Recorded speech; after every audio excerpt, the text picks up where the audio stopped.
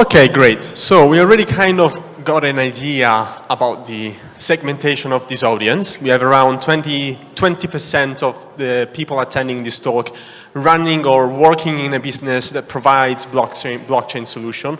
But regardless what you do, if you're attending this talk, it's because you're interested into something that I'm hugely passionate about. I've been pouring my energies for the past 5 years in the blockchain ecosystem. And so I'm the chairman of London Blockchain Labs. We are based in London, at the main universities, LSE, UCL, Imperial, and London Business School. And we are the EU's largest university-based student hub for blockchain, right? So our mission is very simple. We want blockchain to succeed. We like the ideology, we like the technology. We think that much needs to be done. The main roadblock for us is adoption, and so we provide free education. That's something that we've been doing for the past 5 years, and we support companies with R&D and training efforts. So in the meantime, what I've also been doing, I've met this very nice lady, and she also happens to be a genius in natural sciences. And so she opened my mind to something that is probably one of the most important theories in history. Say I if you know this man. A few people? Okay. I was expecting a little bit more. This, sir, is Charles Darwin. Okay? So, you didn't raise your hand, though. So, Charles Darwin epistulated probably the most important theory in the field of natural sciences, that of the evolution of humankind.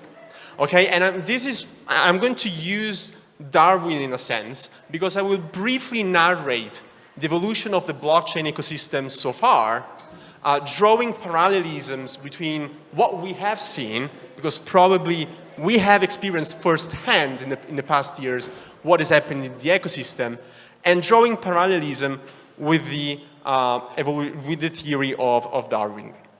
The goal here is that really to gradually move from narration to creation. Okay, so I will want to just lightly touch on what is happening in the past, because you can find all this information in the internet, and use that basic knowledge to build a very basic but important framework that can drive your decisions, investment decisions for years to come. And it really comes down to understanding what drives blockchain evolution and survival of blockchain platforms. Okay, so this is the goal. It will be very fast because it's going to be only 15 minutes, but really this is what we're going to focus about. We will focus on Darwin's evolution and blockchain. Okay, and it all started in a small island. Okay, there were many birds, Darwin's noticed, many animals, beautiful flora, and just a bunch of electricity to run a few numbers of laptops, okay?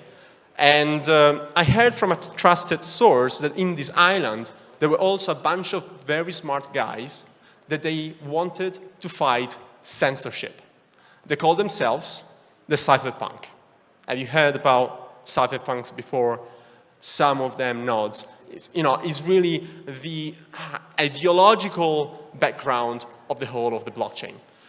They were hugely intelligent, very intelligent, and a bunch of them, or maybe just one, we don't know, decided to retire in a cave and really collect together all the existing pieces of technologies that were invented in the previous years and bundle them together and create the first peer-to-peer digital currency, which you know what I'm talking about. Bitcoin. Voila, right? And we don't know who it is. Poor guy, he went into huge media attention. Of course, it's not Satoshi Nakamoto. I mean, he says he's not. So let's just give him the benefit of the doubt. Okay?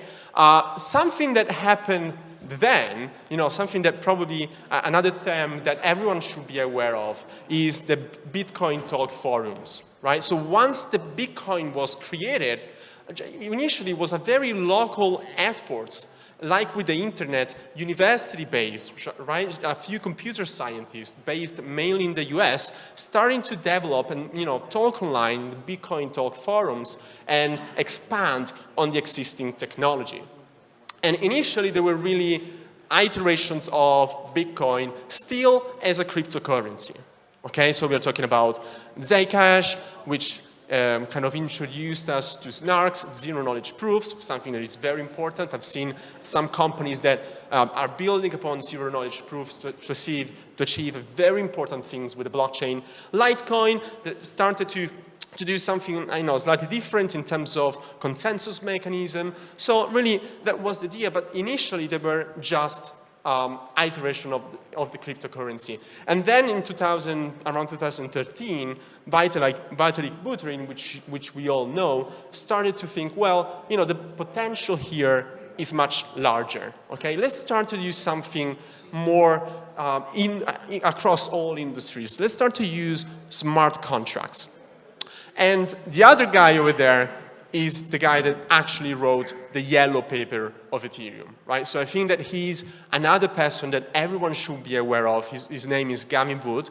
Actually, the first event that we had at London Blockchain Labs 3 years ago was with Gavin, so it's kind of emotional affection for him. And we had around 100 events since then. But Gavin was the creator of the yellow white paper, the yellow paper of Ethereum. And so what happened is that they introduced smart contracts, and we all know the story, and then something happened, right? Probably two very important events. Raise your hands if you can recognize at least one of them. Yes, okay. What about the one on the left? Can you recognize the one on the left?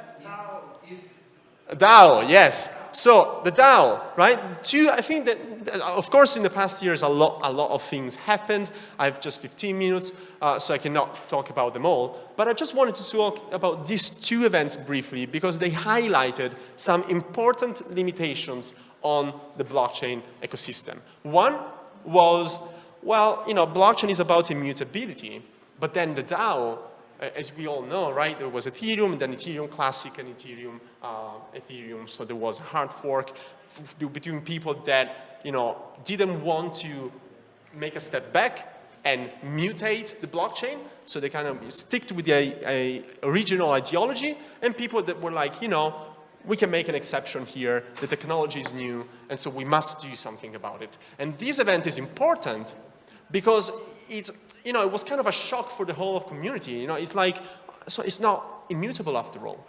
And that has had repercussions since then. The second major event was that of CryptoKitties, right? Not only because, some of them sold for millions, but really because they slowed down the network. So for the first time, people realized, you know what, they started to look for statistics. They saw Visa, 14,000 transactions per second, Bitcoin, 7 transactions per second. It really started to create awareness on these limitations. And really something that can be summarized by what Vitalik calls the Trilemma, okay, the blockchain trilemma, that you cannot achieve scalability, security, and decentralization at the same time. I can tell you, I think it is possible, and once we do, this is probably the biggest problem where everyone is hitting their head against you, right? So this is the biggest problem, but there are already some people that are finding some hybrid solutions, either through governance or through different consensus mechanisms. We are still not quite there, but eventually this is the biggest problem that needs to be solved to really increase blockchain adoption. Other than that, once we move away from cryptocurrencies and the term smart contracts start to be in the air, then companies started to also realize that blockchain could also be a little bit more flexible, right? In the sense that it doesn't have to be public, it doesn't have to be non-permissioned, but it can be also private and permissioned. And so in terms of the ecosystem overall, a lot of different private blockchains platform started to come up. I think that the two most important ones to be aware of, given the abundance of work that they have been doing is especially Hyperledger Fabric. They are very active, everywhere in the world, and they are constantly working with enterprises on developing use cases. And then Quorum, which is a fork of Ethereum developed by JP Morgan. Okay, so basically, but I don't really want to read the internet, right? Because you can all find this information online. So let's get back to our narration. And I will get back to our narration with a number that struck me originally. It was 4 years ago. And so, before the spike of Bitcoin prices, and I made with my colleagues a little survey at our universities, and we asked to 500 different people if they knew what blockchain was. And 1% of them, right? It was actually 4 people, so slightly less than the 1%. 4 people out of 500 knew what blockchain was. So was that in that moment that our mission became to spread blockchain awareness. And now the mission has shifted to educating people on the blockchain. Because as I was saying earlier, I think that the main roadblock now is really the education. Why am I saying that? Because, well, we've all experienced the thrill of getting into the, around 2017, 2016, buying some Bitcoins, see them skyrocketing, everyone getting FOMO, fear of missing out, and getting in. Actually, there was a report by PwC that found out that it was not only about users, it was about companies. So, investors having that fear of missing out and pouring money in because they were really fearing that the competition was developing blockchain solutions and they were not. And this, of course, was hugely unhealthy, right? We know what happened last Christmas, last New Year's Eve. It was hugely unhealthy because people were just investing their own savings without even knowing what they were investing on. And that's why our mission shifted to actually educating people about that. And so Darwin was sitting into this island, and one day, a huge storm came. It lasted for days. Okay, it lasted for days. And before, the environment was very dry and basic. And after the storm passed, the environment was extremely damp, and moisted. The terrain was wet. And so he noticed that birds, before birds were mainly of the above type, they're called these Darwin's finches, right? And they had these very thick and big beaks, such that they could scrap in the dry ground and find, and survive and find the food. But what happened after the storm is that now the majority was birds with smaller beaks, right? Birds with smaller and thinner beaks. And that was just after, a little rain.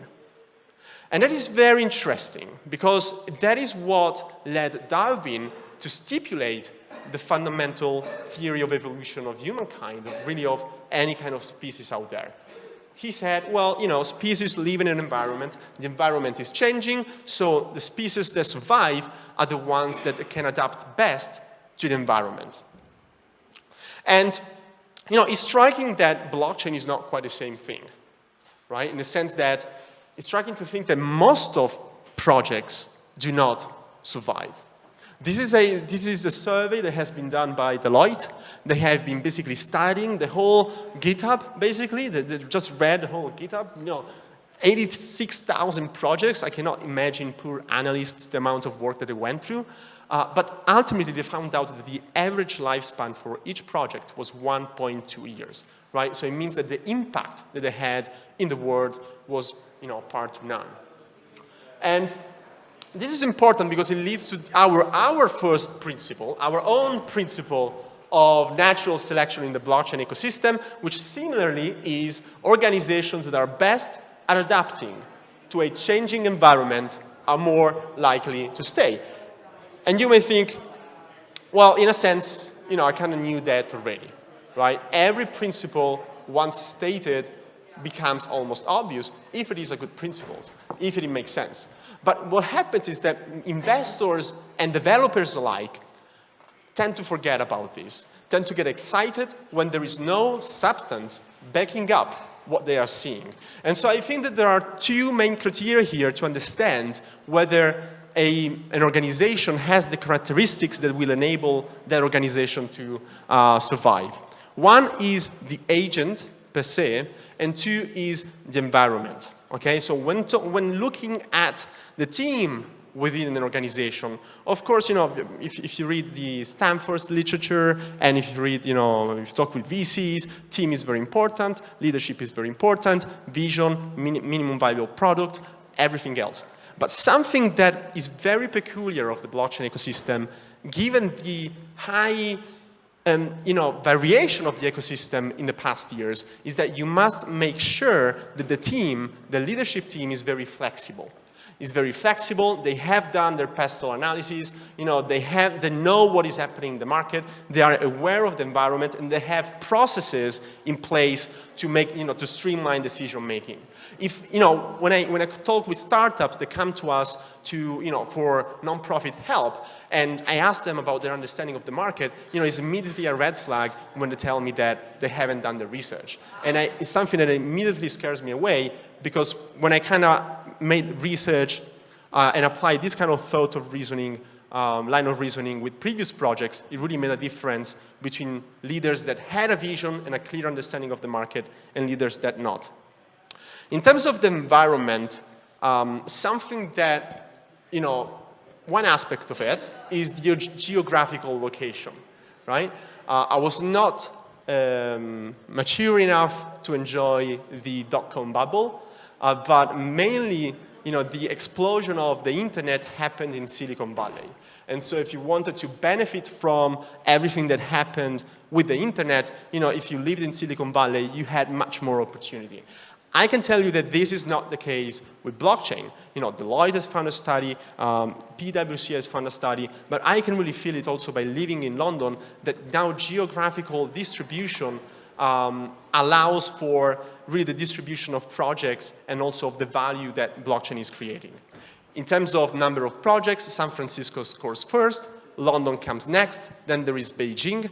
But really here, the message that I'm trying to convey is, do not base your decision of where you're incorporating your company based on, you know, Silicon Valley, because that is not the case anymore with the blockchain.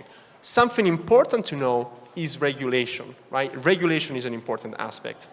And finally, really, companies or leaders should have done primary market research about their target customer, right? So they should be in contact, they should be in touch, they should know exactly what the customers want at each point in time. And I can tell you that this is something that isn't really happening.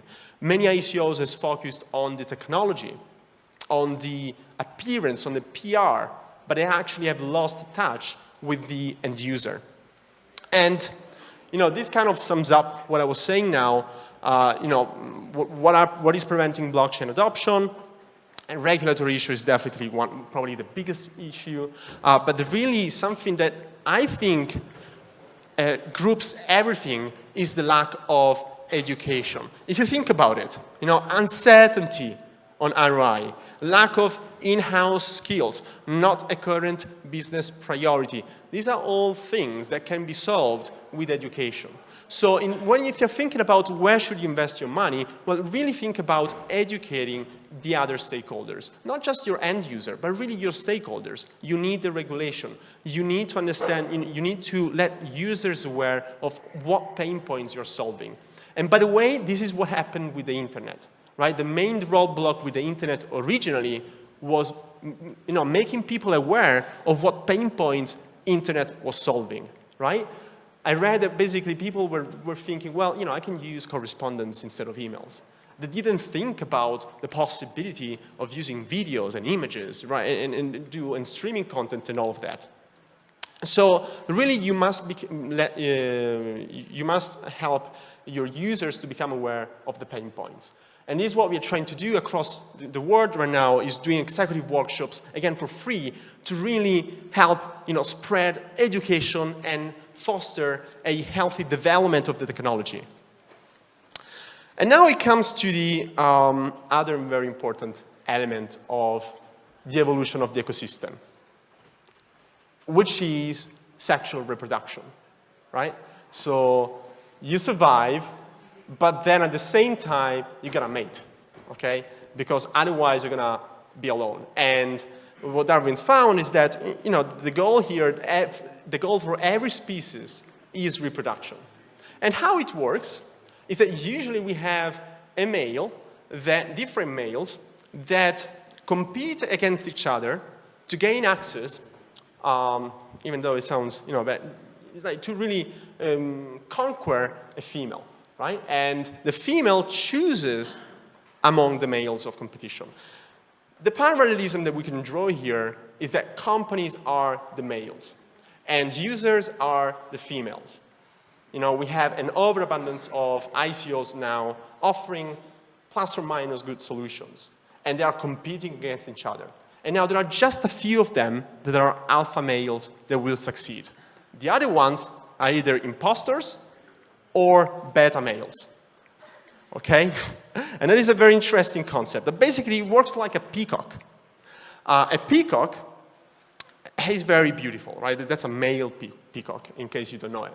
And what happens is that being beautiful means that your body used entropy, used energy to become more beautiful. So that means that if your body used that energy, it means that it had an overabundance of energy to become more beautiful.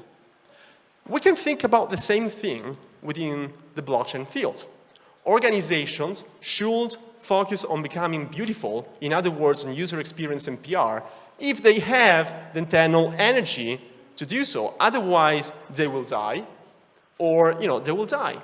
And this is what will happen. But in the process, they're going to hurt the ecosystem. And that's what I care about. I'm sure that you all care about that.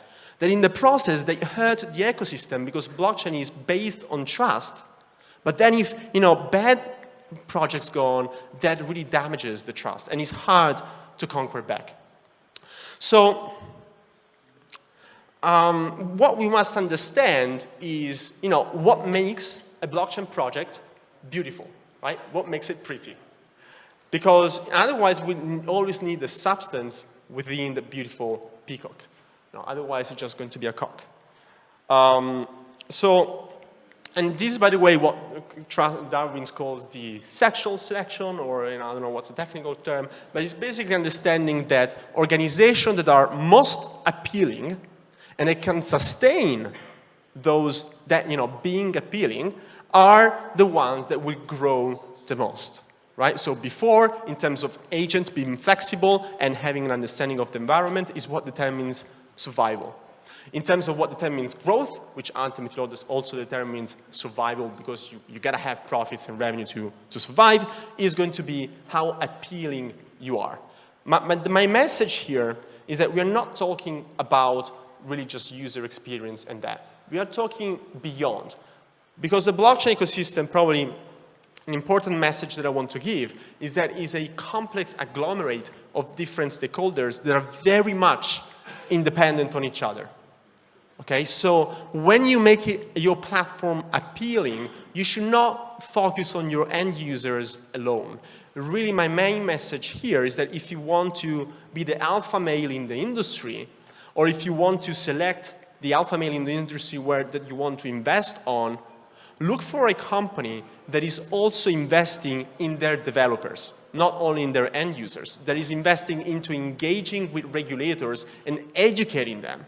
If this is lacking, then probably we will have a very slow recovery from the recent loss that we have in the ecosystem. And I will get in a little bit in terms of what other criteria we can do, but basically I also wanted to tell you that we are organizing a conference in London, which is called BIDE, and it's called Blockchain in the Digital Economy. And the whole focus here is going to be very simple, just focus on fostering blockchain adoption. So really providing there will be no ICOs, no companies there, just academics, policymakers, and top business decision makers that will come together and discuss actually what is needed to drive the industry forward, in case you're interested. But I'm going to end it, since time is running, with the kind of very basic framework that I promised you at the start. And it's really something, there are two things that I would like you to notice here. One, I'm weighting a little bit more the appeal side, as you might have noticed, right? I'm pondering that a little bit more, because appealing is not really just about end user experience, it's not just about PR, it's really about, I think, three different things. One, developers and community of developers. A very important aspect of it, especially in this period, is it open source? How flexible it is in terms of programming language. For example, Lisk, is a platform that provides, basically opens blockchain to JavaScript, which is very common. So that is a huge value add, especially at these stages. You want to make it open source, you want to make it as flexible as possible. The second kind of column in the horizontal axis is about education and engagement with your stakeholders. Okay, one aspect of it is educating your users about their pain point. But the other aspect is really also engaging with your regulators, building your community, and doing the network. What I have seen so far, in London at least, is that most companies are solely focused on building their community. And that is wrong, I think, because it's not leading to results. It's a nice experiment. What we have seen that is not leading to results. What you should do is really educate more about the pain points, because they're not obvious. They're obvious to you that you're investing in it, that you are creating it, that you're solving it. The third kind of column is really about the technology. So far, the focus has been about developing the blockchain, right?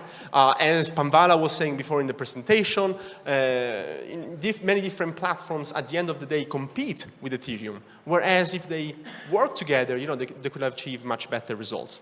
If you don't want to work together, however, what the internet use case can teach us is to break down the bigger problem into smaller problems, right? So in terms of having a team that develops blockchain, having a team that focuses on consensus algorithms, having a team that focuses on governance. So having very specific task forces that focus on developing specific aspects of the blockchain.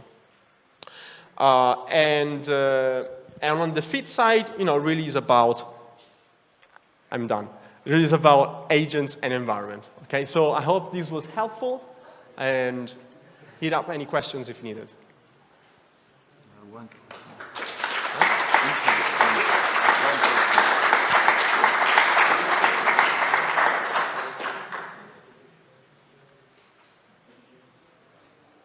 Okay, you can come talk to me, or you can also email me.